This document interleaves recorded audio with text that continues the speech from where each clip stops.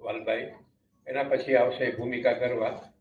આ છોકરી સરસ કવિતા લખે છે અને મુન્દ્રામાં આર્ટ સાયન્સમાં છે. સર્વને મારા નમસ્કાર. હું આજે તમને વાંચવામાં કેટલી શક્તિ રહી છે એના વિશે જણાવીશ. જ્યારે હું અહીંયા આવી હતી ત્યારે મારી આ તક મળી એની મને ખબર ન હતી, પરંતુ જ્યારે આ મને તક મળે છે ત્યારે હું ખૂબ ખૂબ આભાર માનું છું. હું જ્યારે આ પૃથ્વી વલ્લભ પટેલાલ માણેકલાલની બુક વાંચી ત્યારે મને એમાં એક પાત્ર ગમ્યું જેનું નામ છે મુંજ. તેને કારાવાસમાં પૂરી નાખવામાં આવ્યું હતું, પરંતુ તેની નિર્ભરતા, તેની સાતત્યતા મને આ મંચ ઉપર ઉભો રાખે છે. એને વાંચ્યું ત્યારે મને ખબર પડી કે આપણે કેટલો પણ કઠિન સમય એ પસાર થઈ જાય છે, તેને હસતા મોઢે પસાર કરી લેવામાં આવે છે. પરંતુ હું થોડું ઘણું સર્જક પણ કરું છું. મારો મુખ્ય ઉદ્દેશ્ય અહીંયા આવવાનો એ જ હતો કે હું મારા સર્જનનો તમારા વિશે થોડું ઘણું કહું. એમ તો આ મોટા સર્જકો વિશે હું શું કહું, હું એક એવી નાનકડી સર્જન કર્યું છે જે તમને કહેવા માંગુ છું.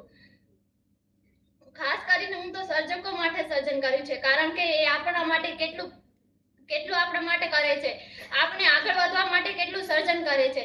તો એના વિશે બે પંક્તિ કહેવા માંગુ છું. આ બ્રહ્માંડનું સર્જન કરનાર પરમાત્મા છે, તો આ પરમાત્માને બે કડીમાં વળનાર સર્જક છે. કોણે કહ્યું કે સર્જક પોતાની લાગણીઓ વ્યક્ત કરે છે? કોણે કહ્યું કે સર્જક પોતાની લાગણીઓ વ્યક્ત કરે છે?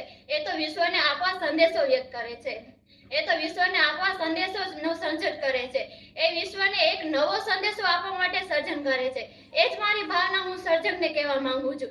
અને અંતે હું કહીશ, એ છેલ્લી પંક્તિ હું સર્જકો માટે કહીશ કે કોણ કહે છે કે મન ચંચળ છે?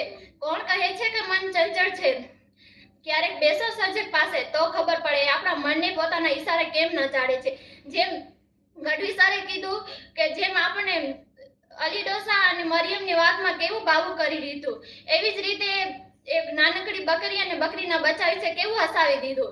એ સર્જકમાં શક્તિ રહેલી છે કે પોતાના ઈશારા દ્વારા મનને કેમ નચાડે છે. આપણે બધી જગ્યાએ સાંભળ્યું છે કે મન આપણું ચંચળ છે, એક જગ્યાએ સ્થિર રહેતું નથી, પણ સર્જકમાં એટલી તાકાત રહેલી હોય છે કે એ મનને પણ પોતાના વશમાં કરી અને પોતાના ઈશારો નચાડે છે. જ્યારે કેટલીક નવલકથાઓ એવી હોય છે જે આપણે એવા મગ્ન કરી દે છે કે એમાં આપણે ડૂબી જઈએ છીએ અને આપણે ક્યારેક રડાવે છે તો ક્યારેક હસાવે છે. આ પ્રોગ્રામ મારા માટે ખૂબ પ્રેરણાદાયક બન્યું છે. હું બધા સર્જકોને મળી છું. મારો મુખ્ય ઉદ્દેશ્ય અહીંયા સર્જકોને મળવાનો જ હતો. તો અત્યારે હું મારી આ કવિતાને મેન સર માટે જ કહું છું. ફરી એકવાર કહીશ કે કોણ કહે છે કે મન ચંચળ છે? કોણ કહે છે કે મન ચંચળ છે? ક્યારેક બેસો સર્જક પાસે તો ખબર પડે કે પોતાના ઈશારે કેમ ભાવિકોના મનને નચાડે છે.